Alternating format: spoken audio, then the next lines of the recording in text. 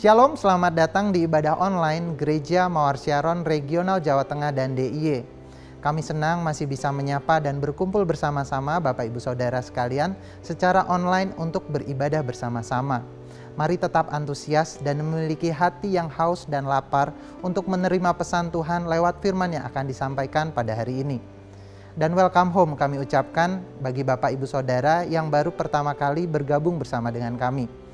Dan untuk kita dapat tetap saling terhubung, silakan follow akun Instagram kami @gmssemarang dan subscribe akun YouTube kami GMS Jawa Tengah DIY.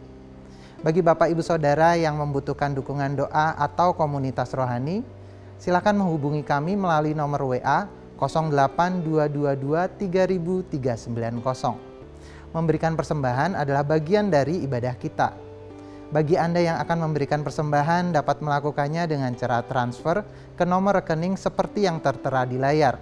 Atau Anda juga dapat scan QR Code melalui aplikasi dompet digital yang Anda miliki. Dan bagi Anda yang ingin terlibat dalam proyek renovasi GMS Semarang, dapat memberikannya dengan cara transfer ke nomor rekening berikut ini. Dan jangan lupa tambahkan nominal Rp1 pada nominal yang ingin Anda berikan. Sebelum beribadah, mari kita berdoa terlebih dahulu. Bapa, kami mengucap syukur buat kasih karunia-Mu dalam kehidupan kami. Kami siap Tuhan untuk beribadah, meninggikan nama-Mu, serta merenungkan firman-Mu bersama-sama. Biarlah ibadah hari ini Tuhan membawa sukacita yang baru, memberikan ketenangan dan juga kekuatan yang baru dalam kehidupan kami. Kami siap beribadah Tuhan di dalam nama Yesus. Haleluya. Amin. Selamat beribadah. Tuhan Yesus memberkati.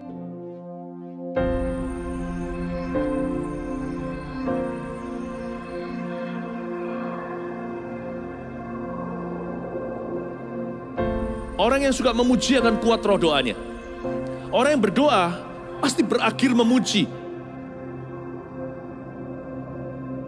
Karena Allah bertata di atas pujian. Siapa memuji, Allah mengatasi hidupnya.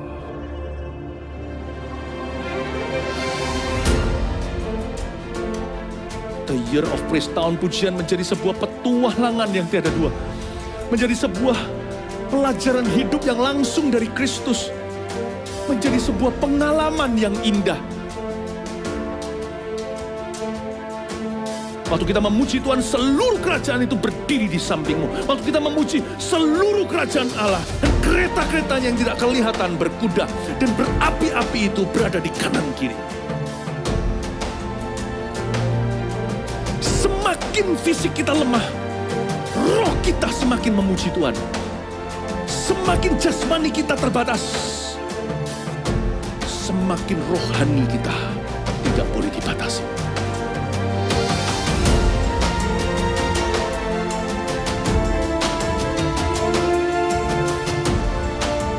Welcome to the Year of Praise and Provision. Mari kita mengizinkan Tuhan merajut rancangan yang belum pernah kita bayangkan.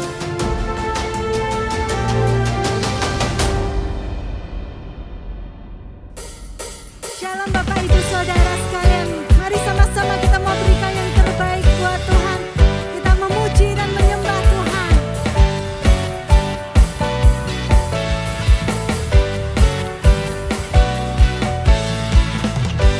Temukan kasih yang sejati tiada pernah berubah.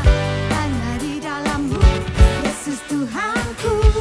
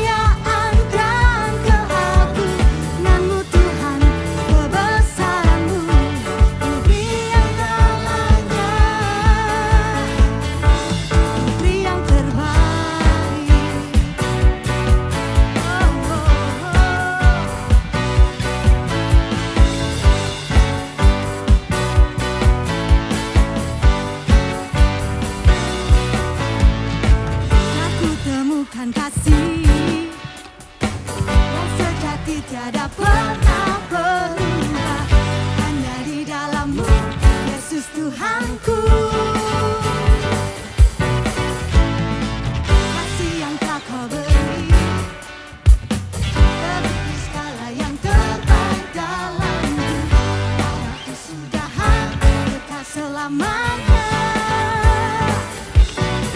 Diriku bawa kepadamu, hidupku sebagai persembahan. Terimalah pujian dari hatiku, hanyalah untukmu. Beri yang terbaik, hanyalah bagimu. Hanya untukmu yang mulia, berkenan bagimu. Biar hidupku bersinar bagi kemuliaan dan keagungan-Mu Tuhan, kebesaran-Mu di segalanya. Beri yang terbaik.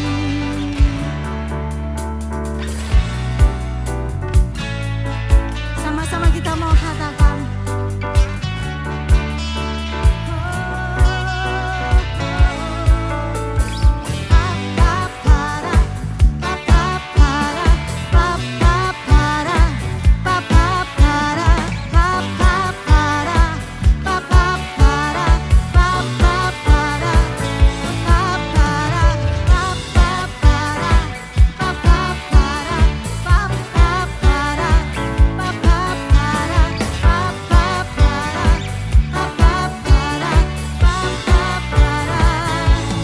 beri yang terbaik, hanyalah bagimu.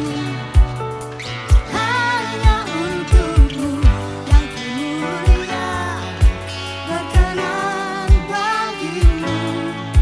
Biar hidupku bersinar bagi kemuliaan dan keagungan-Mu Tuhan, kebesaran-Mu di segalanya. Sama-sama katakan, beri yang terbaik, hanyalah bagimu. Hanya untukmu yang mulia, berkenan bagimu. Biar hidupku bersinar bagi kemuliaan dan keagungan-Mu Tuhan, kebesaran-Mu di segalanya. Beri yang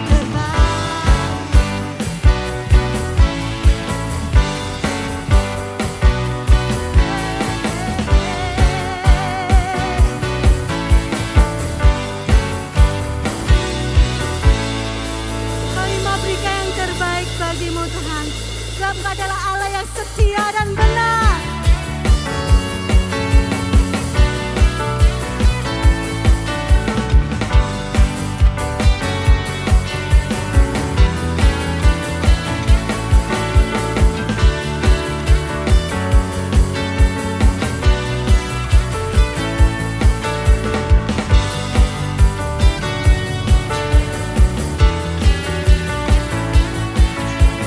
Aku kan bersuka karena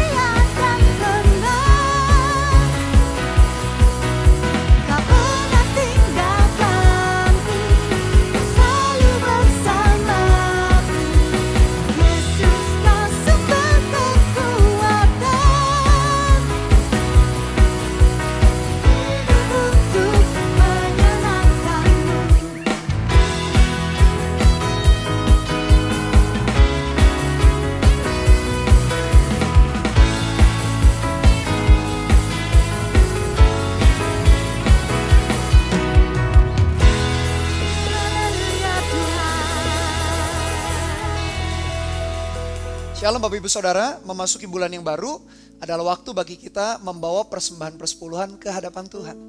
Dan ada 3 kebenaran yang penting mengenai persepuluhan. Yang pertama adalah prioritas. Ketika kita menerima berkat dari Tuhan lewat pekerjaan kita, sebelum kita menggunakan untuk keperluan lain, kita bawa 1/10 ke hadapan Tuhan. Berbicara mengenai prioritas. Yang kedua berbicara mengenai ketaatan kepada firman Tuhan. Alkitab mengajarkan kepada kita, bawalah persembahan persepuluhan ke rumah Tuhan supaya ada makanan di sana. Dan ketika kita taat mengerjakannya, saya meyakini akan diiringi dengan penggenapan janji Tuhan dalam hidup kita. Dan ketiga berbicara mengenai iman percaya kita kepada Tuhan. Meskipun kita yang bekerja, berjerih payah, tetapi kita meyakini Tuhanlah yang memberkati kita. Dialah sumber berkat. Oleh karena itu mari bawa persembahan persepuluhan kita dengan pengertian yang benar, dengan hati yang penuh ucapan syukur. Saya akan pimpin di dalam berdoa. Tuhan terima kasih buat berkat dan anugerah-Mu dalam hidup kami di area pekerjaan, di area keuangan. Oleh karena itu Tuhan, dengan pengertian yang benar hari ini, hati yang memprioritaskan Tuhan di area keuangan. Yang kedua Tuhan, ketaatan kami kepada Tuhan. Dan yang ketiga, iman percaya kami bahwa Engkau adalah sumber berkat. Kami bawa persembahan persepuluhan ke hadapan Tuhan. Berkati umat-Mu Tuhan yang taat membawa persembahan ini. Engkau limpahkan dengan kasih karunia sehingga pekerjaan, entah bisnis atau karir, umat-Mu diberkati. Dan ketika mereka jadi berkat, mereka Tuhan bisa menyelesaikan kehendak dan rencana Tuhan. Kami bawa persembahan persepuluhan ini dengan hati yang penuh dengan ucapan syukur. Di dalam nama Tuhan Yesus kami berdoa dan mengucap syukur. Haleluya. Amin. Selamat memberi. Tuhan Yesus memberkati. Terima kasih Tuhan buat mujizat-Mu Tuhan di dalam setiap kehidupan kami. Sungguh terbatas kuasaku, pengharapanku seturut yang kulihat,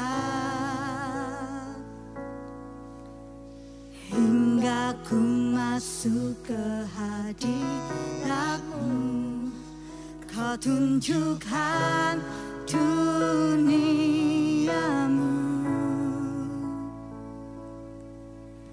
di mana batas sinar,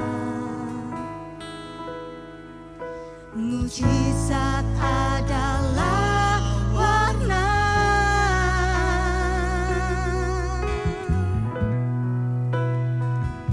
Mujizat-Mu membawa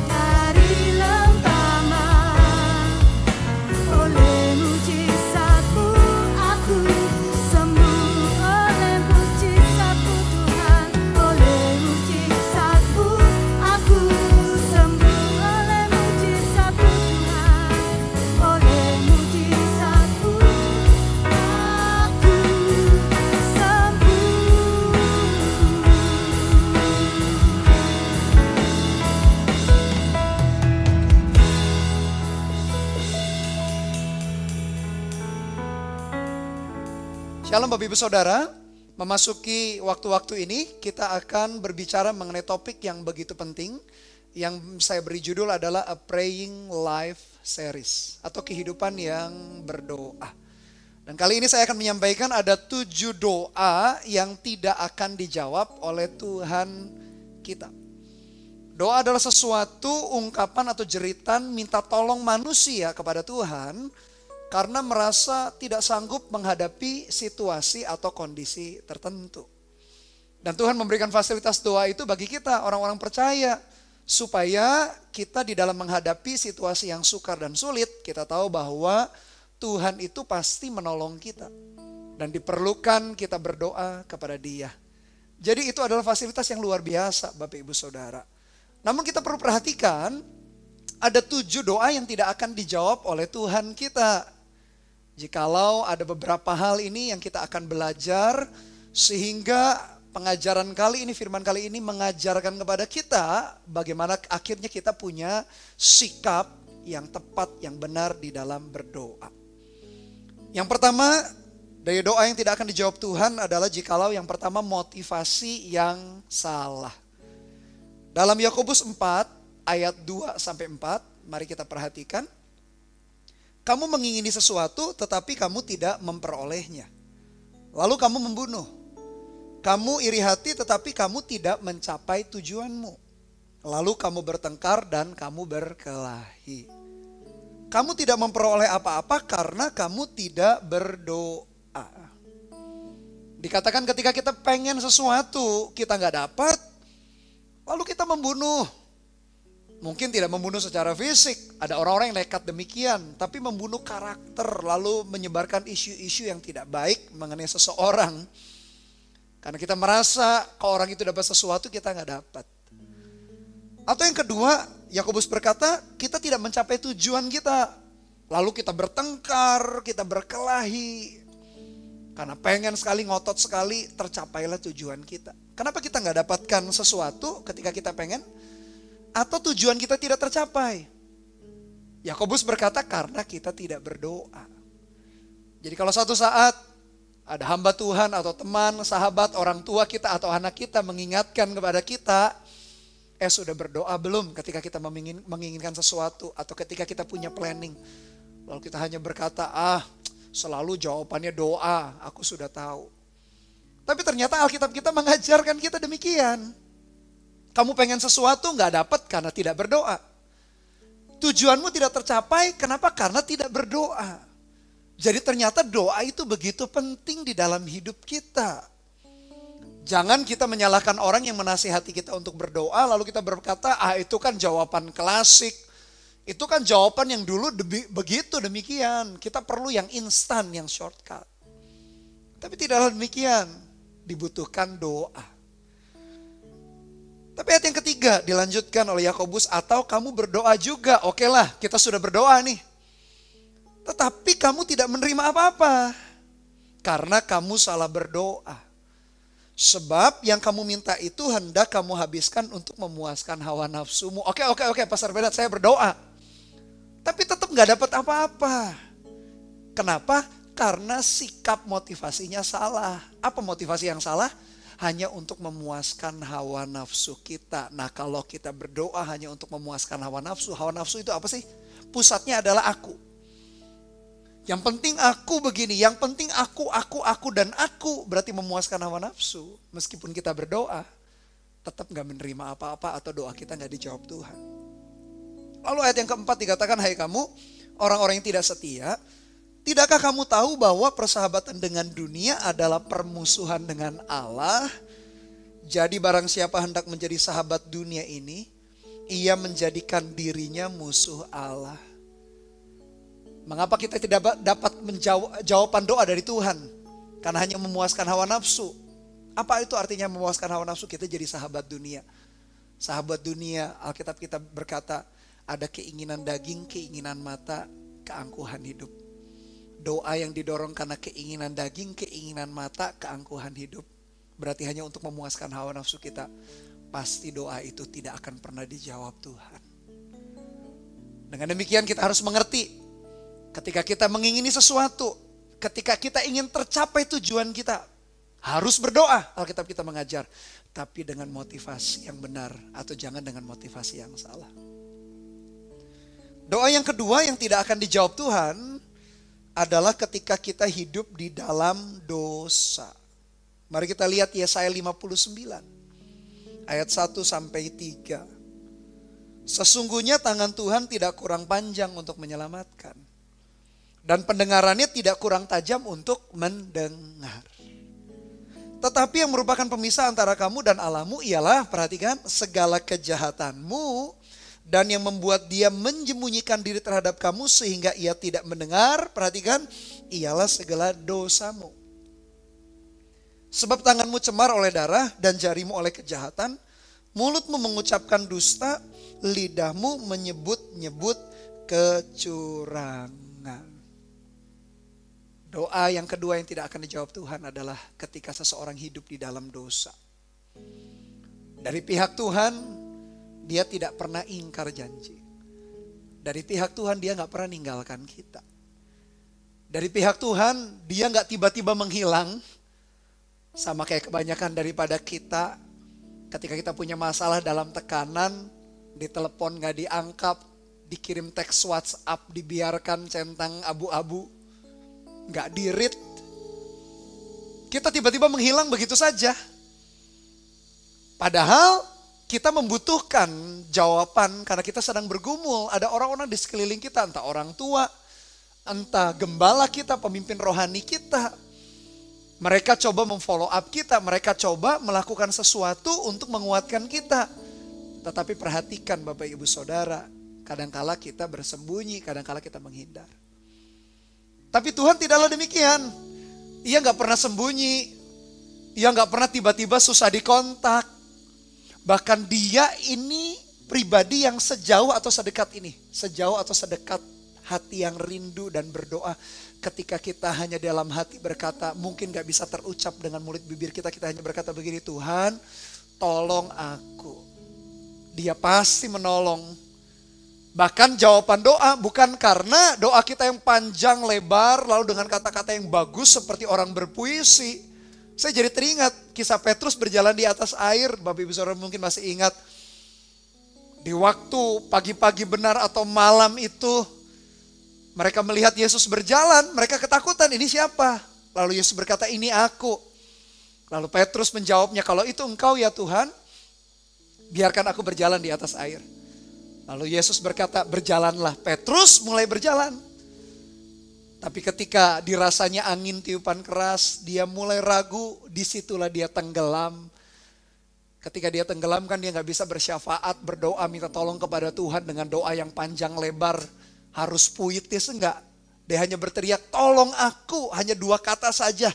Yesus langsung menolong dia. Jadi dari pihak Tuhan dia gak pernah menyembunyikan diri. Dia gak pernah menghilang, susah dikontak. Kalau ada di antara Bapak Ibu Saudara jadi jemaat yang misterius atau pemimpin yang misterius, tiba-tiba gak bisa dikontak, tiba-tiba gak bisa ditelepon, bukan karena handphonenya hilang, karena kitanya aja gak mau dikontak. Kita jangan jadi jemaat misterius atau pemimpin yang misterius. Tapi pihak Tuhan, Tuhan gak pernah misterius begitu. Dia selalu mudah ditemui. Tapi yang satu ini membuat seolah-olah dia jauh tak terjangkau. Tapi yang satu ini seolah-olah dia tidak bisa mendengar doa kita. Tapi yang satu ini membuat tangannya tiba-tiba seolah-olah tidak bisa menjangkau menjamah kita. Karena bukan dari pihak dia. Karena dari pihak kita lah yang sengaja menjauh. Karena kita melakukan dosa. Dosa membuat kita terputus dari hadiratnya. Dosa membuat koneksi, bahkan lebih hebat dari internet yang kita punya. Koneksi kita dengan Tuhan terputus karena yang namanya dosa. Dan ketika seseorang tinggal di dalam dosa atau sengaja melakukan dosa, melakukan kejahatan, doanya tidak akan dijawab oleh Tuhan. Oleh karena itu pastikan ketika kita menghadap kepada Tuhan, pastikan minta anugerahnya, dia mengampuni segala dosa dan kejahatan kita. 1 Yohanes 1 ayat 9 berkata, jikalau kita mengaku dosa, maka dia setia dan adil, dia mengampuni dosa kita dan menyucikan kita dari segala kejahatan. Pastikan kita memiliki hati yang bersih, bukan bersih dengan kesalehan kita, Tapi minta anugerah Tuhan sambil kita pun menjaga diri kita untuk tidak terikat atau jatuh di dalam kubangan yang namanya kubangan dosa. Doa yang ketiga yang tidak akan dijawab Tuhan adalah doa yang tidak memiliki iman atau orang yang tidak punya iman. Mari kita lihat Markus 11 ayat 22 sampai 24. Yesus menjawab orang banyak, percayalah kepada Allah. Aku berkata kepadamu, sesungguhnya barang siapa berkata kepada gunung ini, beranjaklah dan tercampaklah ke dalam laut, asal, perhatikan, tidak bimbang hatinya, tetapi percaya bahwa apa yang dikatakannya itu akan terjadi, maka hal itu akan terjadi baginya. Lalu Yesus berkata demikian lanjutnya, karena itu aku berkata kepadamu, apa saja yang kamu minta dan doakan, percayalah bahwa kamu telah menerimanya. Maka, kata Yesus, hal itu akan diberikan kepadamu.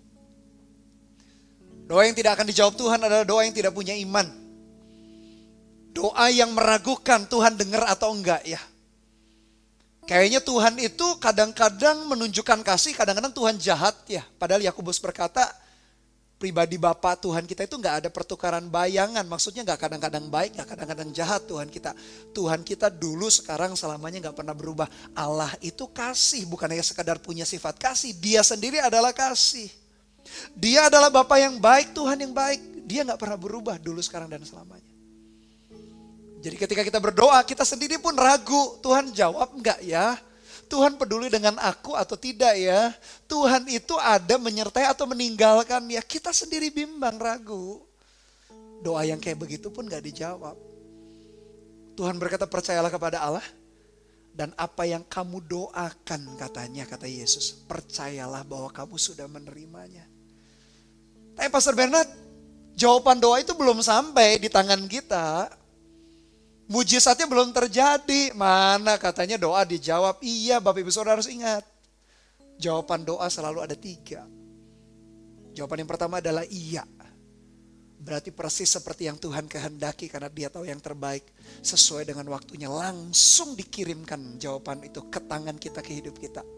Tak pernah datang terlalu cepat, gak pernah datang terlambat. Just in time.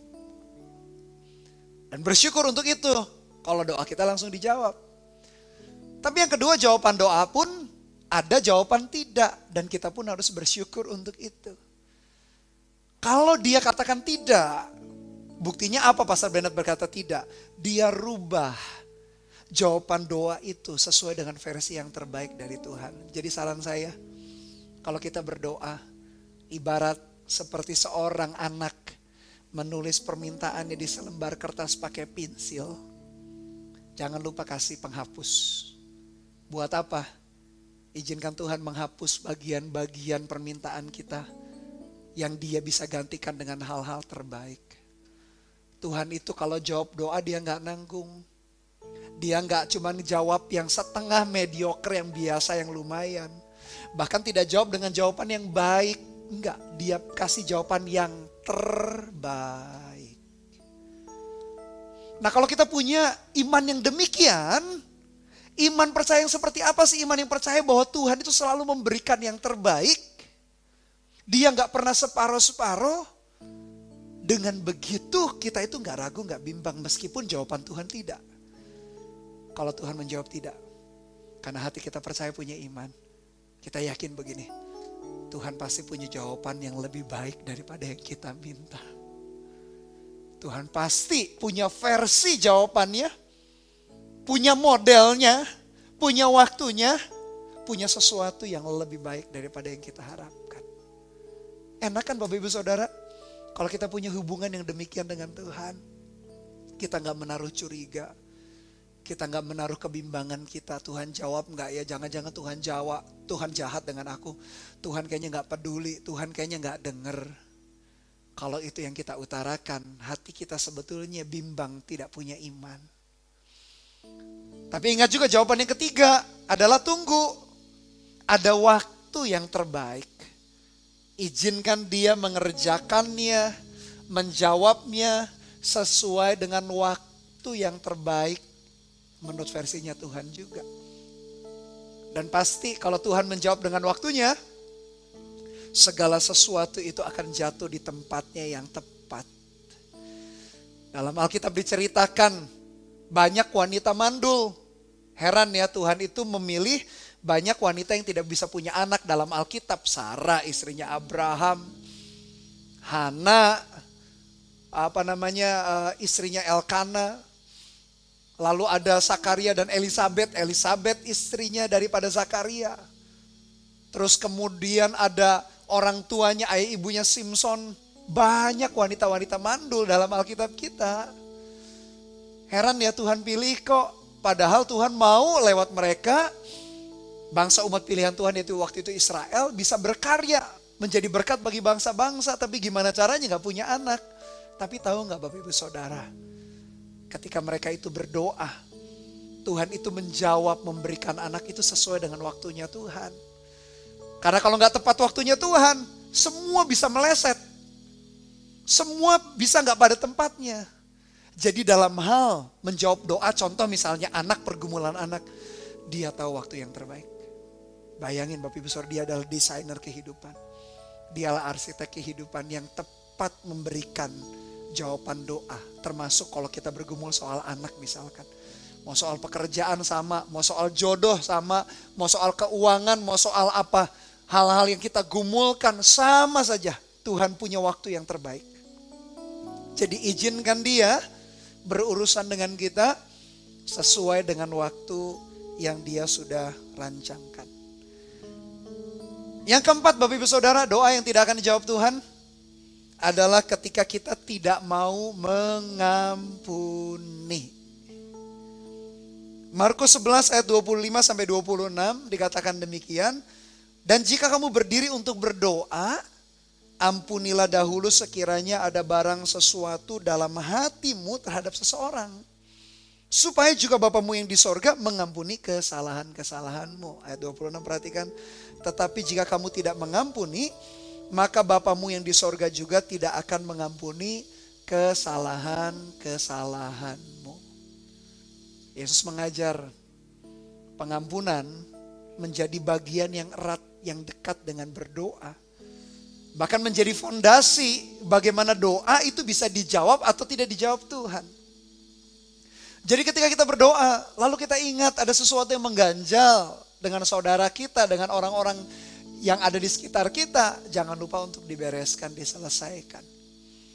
Karena hati yang tidak mau mengampuni, hati yang terus memegang erat dendam kita, amarah kita, pahit kita terhadap seseorang, ternyata membuat doa-doa kita itu gak bisa dijawab Tuhan. Kayaknya sepele sih buat kita, Pastor Bernard masa soal mengampuni saja begitu, dampaknya begitu antara bumi dengan langit atau hitam dengan putih istilahnya. Dampaknya begitu nyata, iya. Pengampunan membuat seseorang bisa mengalami jawaban doa. Tetapi sebaliknya tidak mau mengampuni, membuat orang itu justru tidak akan mengalami anugerah dan kebaikan Tuhan. Bahkan ayat 26 tadi Markus 11. Tetapi jika kamu tidak mengampuni, maka Bapamu yang di sorga juga tidak akan mengampuni kesalahan-kesalahanmu.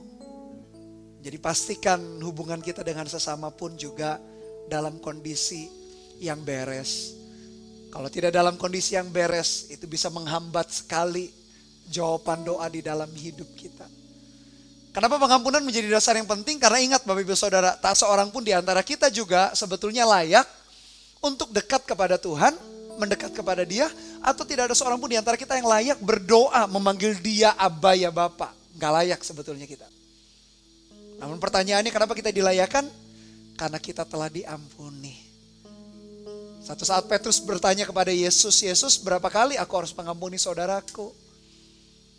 Apakah 7 kali?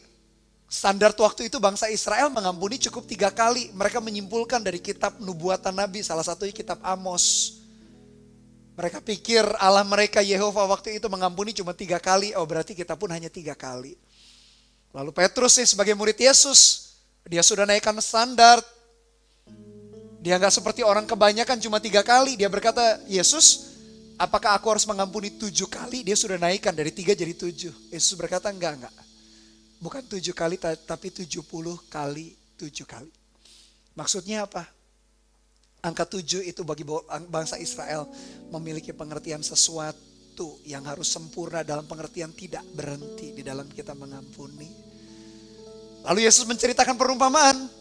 Ada orang yang berhutang banyak sekali, 10.000 talenta. Ada orang yang berhutang hanya 100 dinar.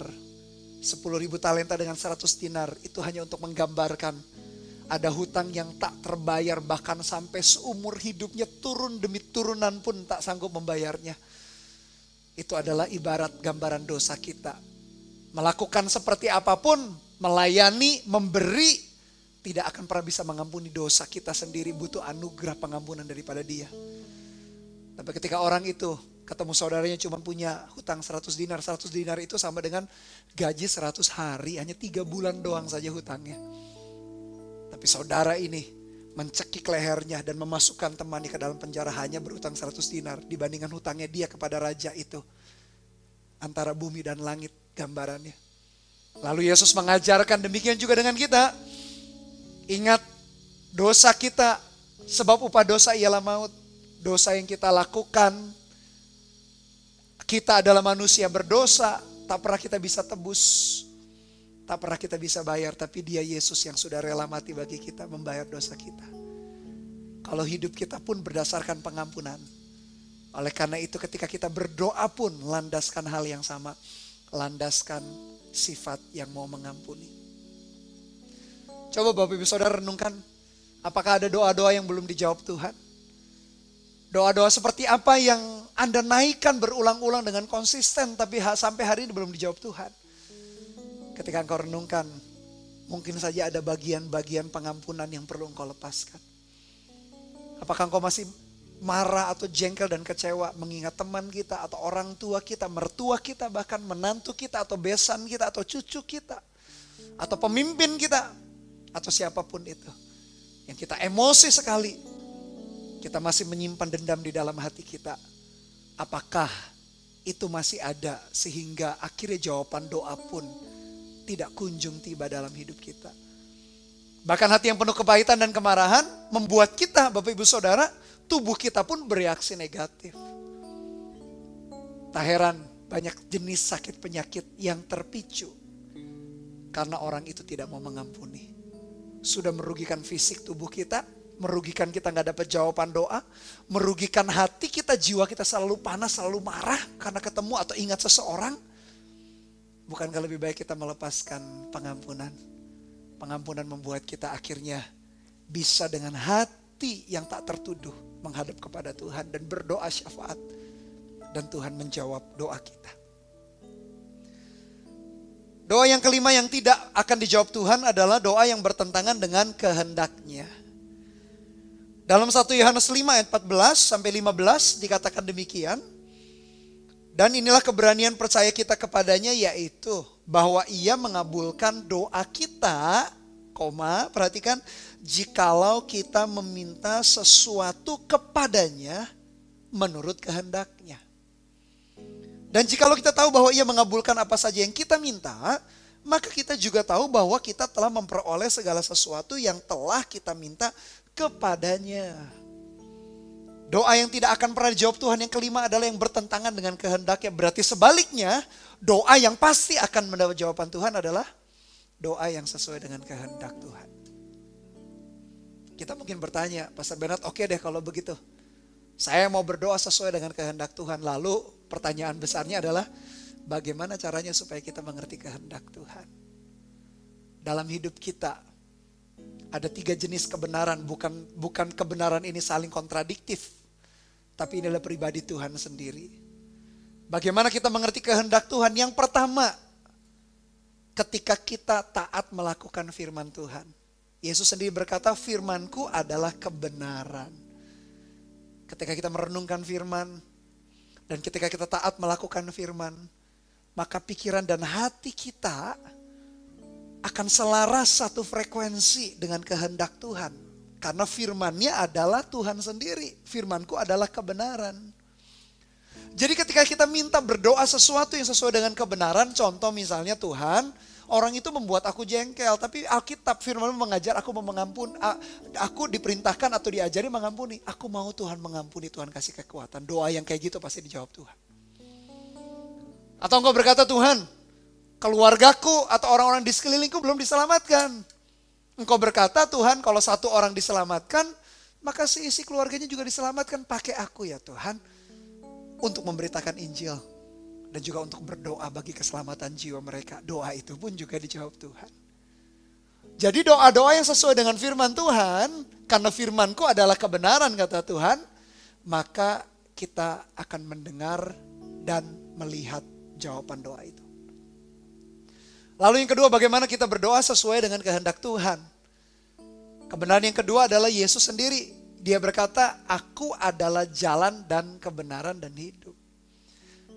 Jadi ketika kita baca Alkitab, terutama kitab Injil, menceritakan kehidupan Yesus 2000 tahun lalu, kita meniru cara berpikirnya, perkataan Yesus, sikapnya.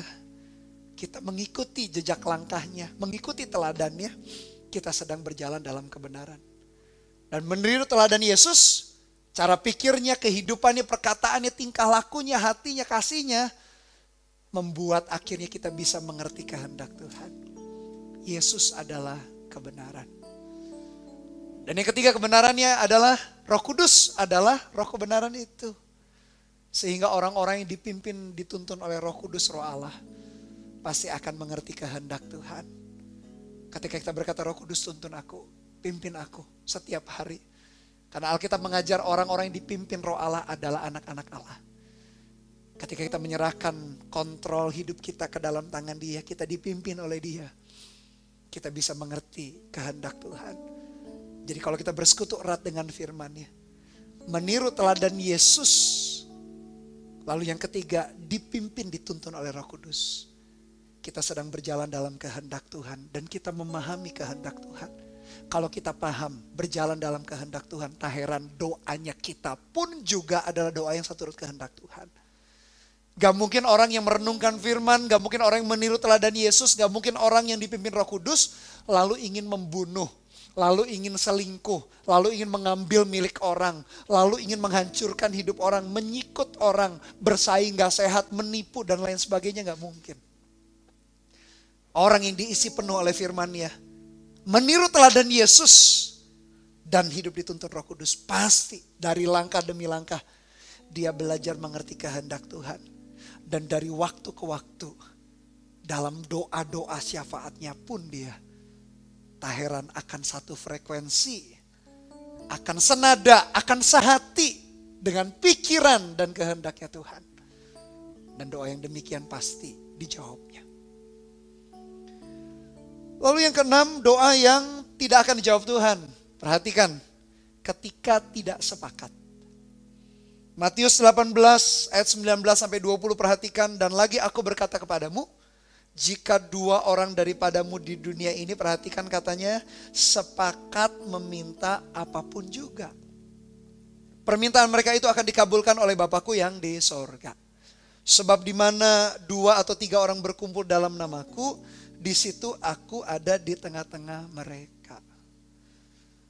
Doa yang tidak dijawab Tuhan ketika tidak sepakat, ketika bertengkar, suami istri bertengkar, orang tua dengan anak bertengkar, anak dengan orang tua bertengkar, dalam gereja bertengkar, dalam pekerjaan bertengkar. Tidak ada kesehatian, tidak ada kesepakatan. Doa-doa yang kayak begitu mau dinaikkan, mau sambil puasa, mau sambil berdarah-darah istilahnya, mau sambil meneteskan air mata, tetap gak ada jawaban dari Tuhan. Ketika tidak sepakat. Tapi ketika suami istri sepakat, mungkin di awalnya beda pendapat. Contoh misalnya, pengen anaknya, suaminya atau papanya ingin anaknya, sudahlah kuliah atau sekolah mungkin sekalian di luar pulau atau di luar negeri yang bagus. Seorang ibu, namanya ibu mama, dia gak tega jauh dengan anaknya. Dia ngotot, udahlah di kota yang sama aja atau minimal di kota yang dekat. Lalu beda pendapat awalnya nih, ayah ibu orang tua ini, tapi akhirnya mereka ya sudahlah, kita sepakat menentukan satu kota atau satu tempat. Lalu mereka berdoa minta kemurahan Tuhan. Di situ Tuhan jawab. Atau dalam pelayanan pun sama. Ketika pemimpin dengan jemaatnya, dengan timnya sepakat. Mungkin diawali dengan beda pendapat, bisa saja beda pendapat itu hal yang lumrah, hal yang wajar. Bukan berarti selalu semuanya harus iya dulu pertama kali. Tapi setelah discuss, tukar pikiran, ada ide yang didengar, ada ide yang tidak didengar, bukan tidak didengar, tidak dilakukan. Didengar sih didengar, tapi kan gak semua ide kita harus dilakukan. Lalu akhirnya diputuskan sesuatu oleh pemimpin itu. Sepakat saja. Dan dengan demikian doa kita akan dijawab Tuhan. Bahkan Yesus sendiri berkata, jika 2 orang daripadamu di dunia ini sepakat, bahkan dikatakan demikian, meminta apapun juga. Saya kalau berbicara mengenai kesepakatan, kesehatian, selalu teringat kisah Menara Babel. Meskipun ini kisah yang sebetulnya endingnya kan dikacau balau kan tuh. Gedung pencakar langitnya kan gak jadi. Tapi di situ ada kebenaran penting yang luar biasa. Tuhan sendiri berkata begini, di waktu itu Kejadian pasal 11. Mereka ini satu bangsa dengan satu bahasa untuk semuanya. Ini barulah permulaan usaha mereka. Mulai dari sekarang Tuhan berkata, apapun juga yang mereka rencanakan, tidak ada yang tidak dapat terlaksana. Keren kan Bapak Ibu Saudara? Meskipun akhirnya dikacau balau kan, karena mereka membangun gedung pencakar langit untuk kesombongan mereka, untuk mencari nama. Tapi di situ ada kebenaran rahasia kerajaan sorga. Tuhan sendiri berkata mulai dari sekarang kalau mereka bersatu kayak begini, tidak ada sesuatu pun yang tidak dapat terlaksana. Kesepakatan itu memang menghasilkan hasil yang luar biasa. Jauh melebihi hanya satu orang berbuat, tapi ketika kolaborasi, ketika terjadi persatuan dan kesatuan, terjadi multiplikasi, terjadi percepatan, terjadi hasil yang lebih baik. Ternyata hal itu pun berlaku di dalam doa-doa kita. Apakah kita perang dingin dengan seseorang? Tapi kita tetap beraktivitas berdoa. Tanpa disadari doa kita juga gak nyampe kemana-mana. Tapi kalau sepakat, akhirnya kita setuju. Oke lah kita berbeda pendapat. Akhirnya cari jalan tengah, bukan hanya jalan tengah saja tapi jalan yang terbaik. Akhirnya dari jalan yang terbaik itu kita deal sama Tuhan di dalam doa. Boom. Doa itu didengar Tuhan dan dijawab. Dan doa yang ketujuh yang tidak akan dijawab Tuhan adalah ketika terjadi ketidakharmonisan dalam keluarga atau suami istri. Perhatikan 1 Petrus 3 ayat yang ketujuh. Demikian juga kamu hai suami-suami, hiduplah bijaksana dengan istrimu sebagai kaum yang lebih lemah. Hormatilah mereka sebagai teman pewaris dari kasih karunia yaitu kehidupan. Perhatikan kalimat berikutnya. Supaya doamu jangan terhalang. Dalam 1 Petrus 3 tadi, dari ayat yang pertama sebetulnya sampai ayat yang ketujuh. Rasul Petrus memberikan prinsip dan nilai bagaimana seorang wanita bersikap. Jangan perhiasannya hanya di luar, mengepang rambutnya pakai perhiasan lahiria saja, tapi perhiasan manusia batinia. Bukan berarti seorang wanita gak boleh berdandan, silakan. Tapi jauh lebih penting daripada penampilan luar adalah penampilan atau sikap atau kualitas di dalam hati. Lalu Rasul Petrus juga mengajar, tadi kan wanita atau istri, sekarang yang laki-laki, pria atau suami juga diajari. Salah satunya adalah perlakukan wanita kaum yang lebih lemah. Bukan kaum yang lebih lemah itu kaum yang di bawah, kaum yang lebih inferior, bukan. Suami pria yang lebih superior, bukan. Lemah itu dalam banyak hal. Contoh misalnya secara fisik, secara rata-rata ya. Ada juga wanita yang lebih kuat dari pria. Karena wanita itu mungkin konsen di dalam mungkin melatih fisiknya atau berolahraga mungkin. Tapi rata-rata. Secara fisik memang pria lebih kuat karena didesain demikian. Tulang-tulangnya, ototnya, bahunya lebih lebar semua karena didesain untuk menaklukkan. Dan Rasul Petrus mengajar, hargai wanita. Kalau kita kurang ajar, memandang rendah, menganggap maaf bodoh perempuan atau istri kita, merendahkan dia, kita berkata Allah kamu gak bisa apa-apa. Di situ ternyata ketika kita berdoa, doa kita gak sampai ke hadapan Tuhan. Dikatakan supaya doamu jangan terhalang. Jadi itu 7 doa yang tidak akan dijawab Tuhan Bapak Ibu Saudara. Kita sih sudah berdoa, bahkan konsisten berdoanya setiap hari. Tapi ternyata gak dijawab Tuhan. Karena ternyata ada 7 sikap yang demikian yang membuat kita betul-betul tidak akan mengalami jawaban doa. Lalu kita berkata, oke deh kalau gitu. Pastor Bernard, kalau begitu apa dong yang harus kami lakukan? Yesus atau Alkitab juga mengajar kita berdoa itu membutuhkan iman. Iman apa saja? Yang pertama, kalau kita mau doa kita dijawab Tuhan, milikilah iman kepada Sang Pemberi atau penjawab doa itu. Jadi iman kita bukan kepada jawaban doanya, bukan kepada hal yang Tuhan bisa lakukan, tapi iman kepada siapa yang menjawab doa kita.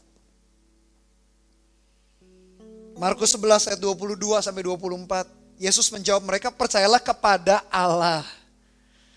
Aku berkata kepadamu, sesungguhnya barang siapa berkata kepada gunung ini, beranjaklah dan tercampaklah ke dalam laut, asal tidak bimbang hatinya, tetapi percaya bahwa apa yang dikatakannya itu akan terjadi, maka hal itu akan terjadi baginya. Alkitab kita Markus 11 ayat 22 langsung berkata, Yesus berkata menjawab mereka, percayalah kepada Allah, langsung kepada Tuhan ya. Kalau doa kita mau dijawab, punyalah ini, milikilah ini. Iman, berdoa dengan iman. Iman yang kayak gimana? Iman kepada Tuhan yang menjawab doa. Sehingga ketika kita berkata amin kepada firman-Nya, kepada janjinya, amin itu punya dua pengertian. Yang pertama, kita tahu siapa Tuhan yang akan menjawab doa, atau Tuhan yang berjanji. Amin yang kedua berbicara mengenai aku tahu apa yang akan dilakukan, apa janjinya terhadap diriku. Dan kalau doa kita dilandaskan iman yang demikian, dilandaskan kepada iman kepada Sang Pemberi, aku percaya dia gak akan berlambat-lambat. Aku percaya dia tidak pernah ingkar. Aku percaya dia pasti menjawab tepat pada waktunya. Aku percaya kepada dia. Bukan kepada jawaban doanya. Bukan kepada gunung yang bisa beranjak. Bukan kepada gunung yang bisa pindah. Tetapi kepada Tuhan yang menjawab. Kalau kita punya iman yang demikian, lihat. Jawaban doa itu akan kita alami. Lalu yang kedua, berdoa membutuhkan iman. Iman yang seperti apa? Iman yang hidup dan aktif. Dalam 1 Samuel 23 ayat 1 sampai 5 menceritakan ketika Daud ada di kota yang namanya Kehila. Dia lagi dikejar oleh Saul, mau dibunuh. Ayat yang pertama diberitahukanlah kepada Daud begini, ketahuilah orang Filistin berperang melawan kota Kehila dan menjarah tempat-tempat pengirikan. Ayat kedua, lalu bertanyalah Daud kepada Tuhan. Dia berdoa demikian, apakah aku akan pergi mengalahkan orang Filistin itu? Jawab Tuhan kepada Daud, pergilah, kalahkanlah orang Filistin itu dan selamatkanlah Kehila. Lalu ayat-ayat berikutnya, Daud selalu ditulis bagaimana dia bertanya kepada Tuhan, berkomunikasi kepada Tuhan. Bapak Ibu Saudara, Daud punya gaya hidup. Dia berdoa bukan hanya ketika dia butuh saja. Tapi ketika kita baca dalam kitab Mazmur yang kebanyakan ditulis oleh Daud, kita lihat bagaimana hubungannya, relationship-nya dengan Tuhan. Dalam masa-masa suka, dalam masa-masa yang tidak enak, dia berdoa. Membutuhkan keputusan, dia berdoa. Hatinya yang mencintai, mengasihi Tuhan. Iman yang aktif, tapi imannya hidup. Banyak orang Kristen dengan sedih saya berkata, imannya itu hidup kalau lagi dalam pergumulan, baru cari Tuhan, baru berdoa. Imannya aktif ketika lagi dalam tekanan. Jangan Bapak Ibu Saudara. Kalau gitu nanti tekanan dan masalah akan selalu datang menghimpit kita supaya iman kita terus aktif. Kan tidak demikian. Iman kita harus aktif dan hidup. Mau dalam keadaan situasi kita hari ini ada di puncak kehidupan. Bisnis kita oke, keuangan oke, kesehatan oke, keluarga oke, kita pun cari wajah Tuhan, iman kita tetap harus aktif dan hidup. Kalau kita ada di puncak kehidupan, ada banyak hal dan rencana yang Tuhan mau kerjakan lewat hidup kita, tahukah?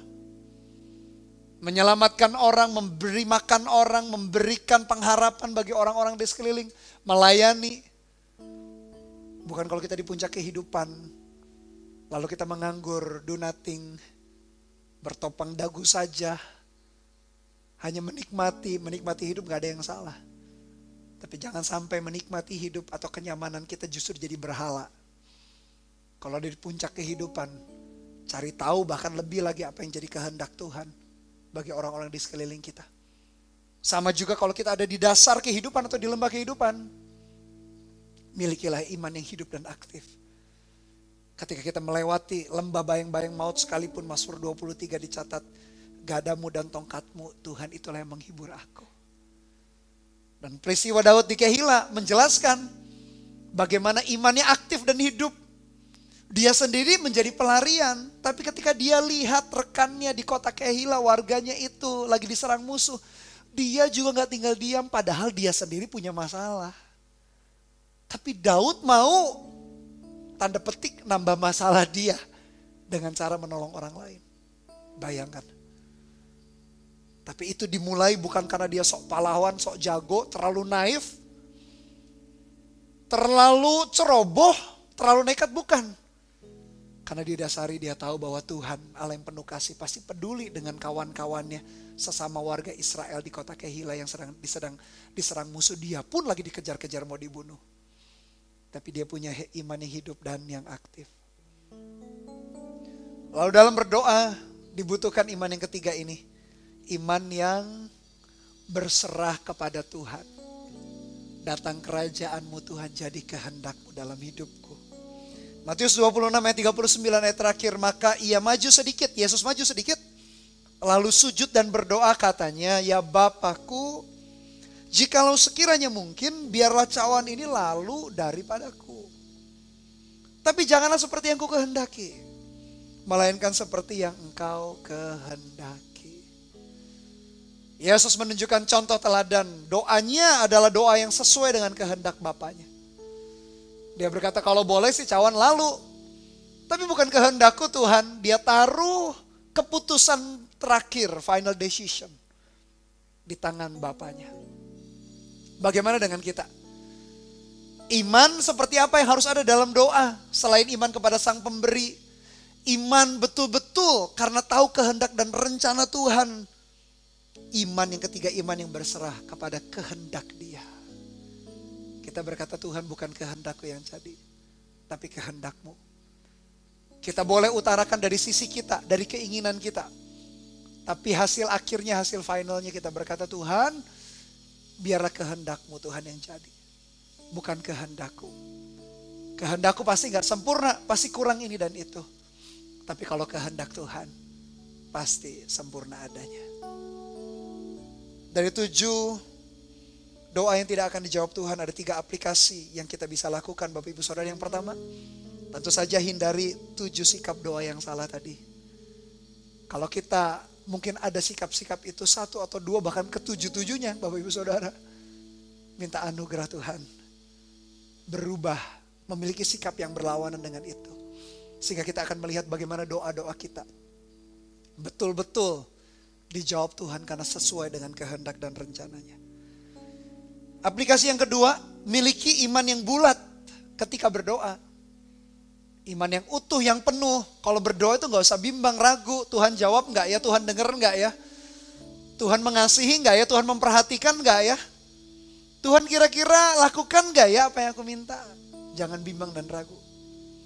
Kalau mau doa, doa dengan iman, dengan hati yang bulat, yang penuh. Dia pasti tahu yang terbaik. Ingat tadi, kalau tidak pun juga kan dia ganti dengan jawaban terbaik. Jadi selalu ketika kita punya sikap yang demikian, tidak ragu-ragu, punya iman yang bulat ketika berdoa, kita melihat bahwa hidup kita pun dalam perjalanannya, kita akan menikmati anugerah Tuhan yang begitu besar. Yang ketiga, bangunlah kehidupan doa secara konsisten. Jangan ketika kehidupan doa kita hanya sesekali. Ibarat orang makan, Bapak Ibu Saudara, kita makan itu kan sehari 3 kali kan. Kita kan karena kita tidak puasa, 3 hari sekali baru kita makan, atau seminggu sekali baru kita makan, enggak kan? Ibarat orang makan, kita pun butuh makan sehari 3 kali, bahkan ada yang lebih daripada itu. Apalagi doa. Bangun kehidupan doa secara konsisten. Kalau kita menyadari makanan asupan jasmani itu begitu penting, karbohidrat, protein, mineral, vitamin, mineral begitu penting untuk tubuh kita. Sama juga doa kita begitu penting bagi manusia batinnya, manusia roh kita. Jangan hari Senin kita berdoa, lalu baru Senin berikutnya kita berdoa. Atau 2 hari sekali kita berdoa. Atau seminggu sekali, atau sebulan sekali, atau bahkan 1 tahun sekali. Bangun kehidupan doa secara konsisten. Dan kita perhatikan hubungan kita terjaga. Permohonan doa kita naikkan, Tuhan menjawab sesuai dengan kasih dan kemurahan Tuhan di dalam hidup kita. Bangunlah kehidupan doa yang demikian. Dan saya berdoa Anda akan menjumpai anugerah demi anugerah Tuhan akan melimpah sepanjang hati kita. Betul-betul terarah kepada Dia di dalam doa-doa kita kepada Tuhan. Amin. Mari kita pejamkan mata kita sejenak. Tuhan, meteraikan firman-Mu dalam hati kami. Kami belajar hari ini ada 7 doa yang tidak akan pernah dijawab Tuhan. Memberikan kami pelajaran penting. Bagaimana kami punya justru berarti sikap yang berlawanan dengan itu. Supaya doa-doa kami dijawab Tuhan. Tuhan, kami mau membangun kehidupan doa kami secara konsisten. Tidak hanya sekali-kali sewaktu-waktu. Tapi setiap hari dalam hidup kami. Karena kami tahu kami butuh anugerah Tuhan. Meteraikan firman-Mu dalam hati kami. Dalam nama Tuhan Yesus, katakan bersama-sama. Haleluya Tuhan. Tak terbatas kuasa-Mu Tuhan. Semua dapat Kau lakukan. Apa yang kelihatan mustahil bagiku, itu sangat mungkin bagimu. Sekali lagi, tak terbatas. Tak terbatas kuasa-Mu Tuhan. Semua dapat Kau lakukan. Apa yang kelihatan mustahil bagiku, itu sangat mungkin bagimu.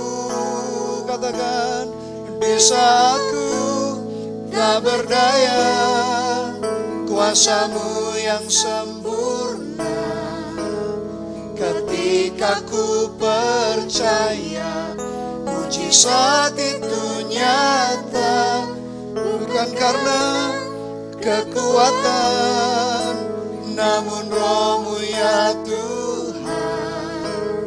Ketika ku berdoa, mujizat itu nyata. Nyanyikan dari awal. Jadikan iman dan percaya kita, katakan, tak terbatas kuasa-Mu Tuhan. Semua dapat Kau lakukan. Apa yang kelihatan mustahil bagiku, itu sangat mungkin bagimu. Katakan, di saatku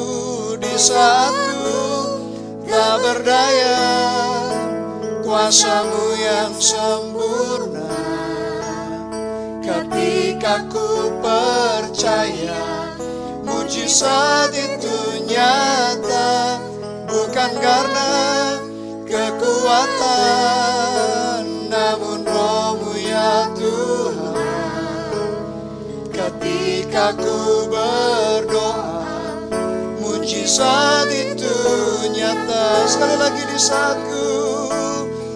saatku tak berdaya, kuasa-Mu yang sempurna.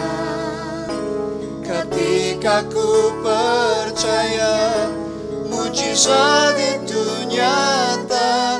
Bukan karena kekuatan, namun Roh-Mu ya Tuhan. Ketika ku berdoa, mujizat itu nyata. Kita sembah Tuhan. Oralah nama syakarallah. Haleluya Tuhan, kami percaya akan Engkau. Sebab itu kami menaruh harap hanya padamu. Sebab itu kami berdoa kepadamu Tuhan. Kami angkat hati dan iman percaya kami kepadamu. Engkau Tuhan yang menjawab doa dulu, sekarang, sampai selamanya. Ya Mari angkat suara kita, sembah Dia sekali lagi. Angkat hati dan iman percaya kita kepada Dia. Dia Tuhan yang menjawab doa kita. Dia Allah yang dekat, Dia tidak jauh. Dia sedekat hati yang haus dan lapar akan Dia. Dia sedekat hati yang berdoa, yang berkata, Tuhan tolong, Tuhan aku percaya padamu. Mari kita sembah Dia. Terima kasih ya Tuhan, Engkau pasti menjawab doa kami. Tuntun kami ya Roh Kudus, berjalan dalam kehendak-Mu. Kami memerlukan pertolongan dan anugerah-Mu ya Tuhan. Orelana masyana mata karala. Terima kasih Yesus, terima kasih Yesus. Katakan, di saatku tak berdaya, kuasa-Mu yang sempurna.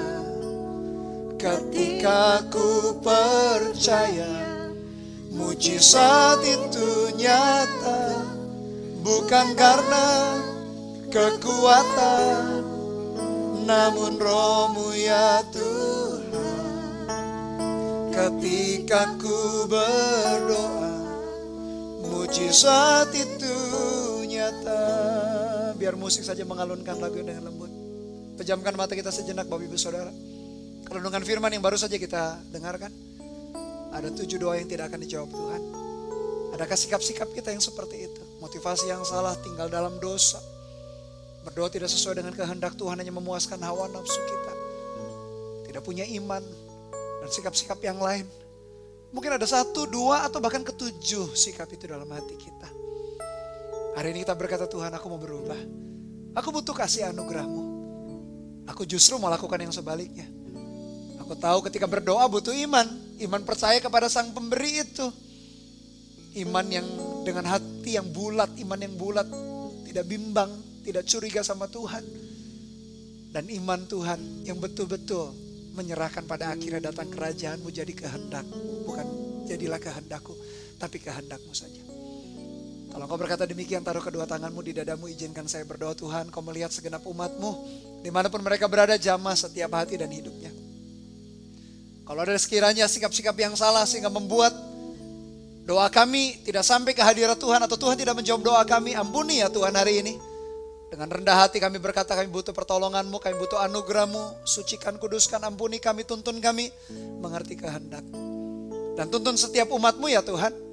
Mereka tidak pernah menggantikan kehidupan doa dengan hal yang lain, mengandalkan kekuatan sendiri. Justru senantiasa mengandalkan kekuatan Tuhan dengan cara berdoa. Di samping itu kami tetap lakukan bagian kami yang terbaik.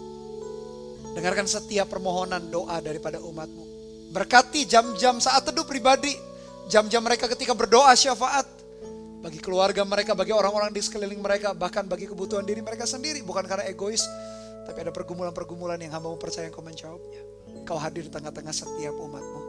Meteraikan firman-Mu juga. Di dalam nama Tuhan Yesus, terima kasih ya Tuhan.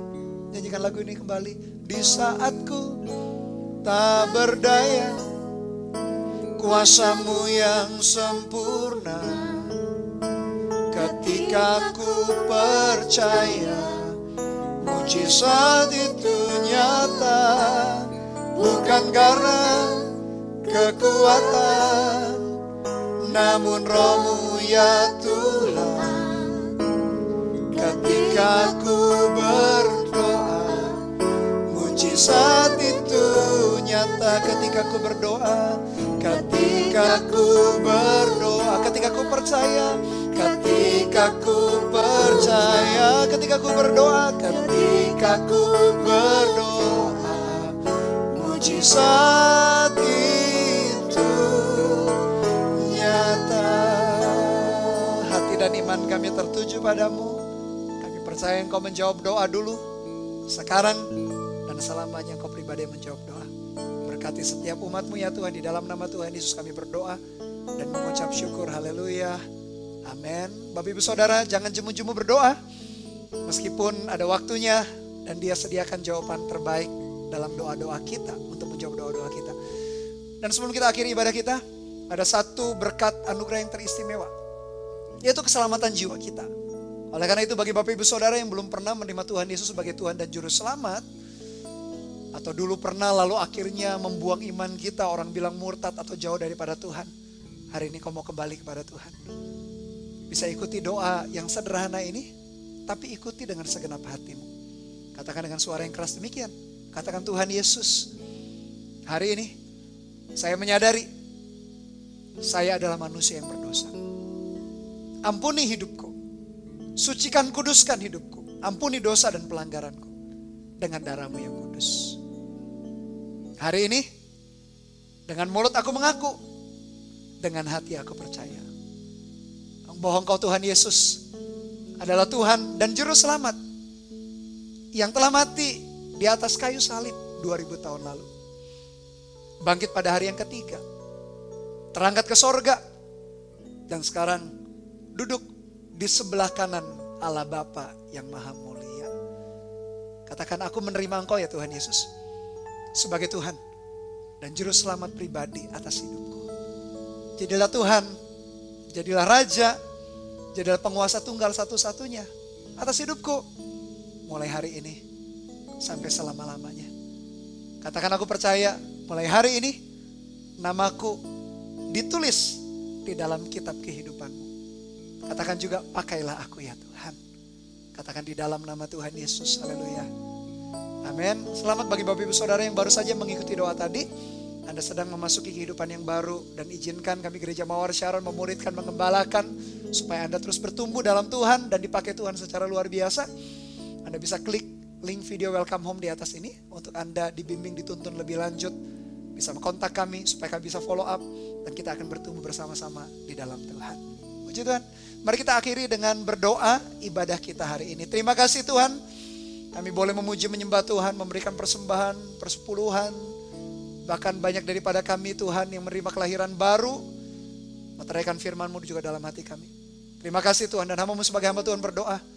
Kiranya anugerah-Mu menyertai setiap umat-Mu, dan hamba-Mu mengutus jemaat Tuhan kembali ke marketplace. Jadilah garam dan terang dunia. Bahwa orang-orang yang belum kenal Tuhan atau orang Kristen yang tak sungguh-sungguh hidupnya datang kepada Tuhan lewat kehidupan kami sebagai umat Tuhan. Perhatikan kedua tangan-Mu yang terangkat hari ini Tuhan, pegang dengan tangan kanan yang membawa kemenangan. Sehingga apapun juga yang Kau kerjakan dengan kedua tangan-Mu dalam ketaatan-Mu kepada Dia, biarkan Tuhan buat segala sesuatunya berhasil. Biarkan langit di atas-Mu menjadi sorga terbuka, tanah di bawah-Mu menjadi tanah yang diberkati karena anugerah Tuhan menyertai. Dan biar mulai dari hari ini kasih anugerah dari Allah Bapa, kasih setia dari Tuhan Yesus Kristus dalam persekutuan pengurapan Roh-Nya yang kudus menyertai kita.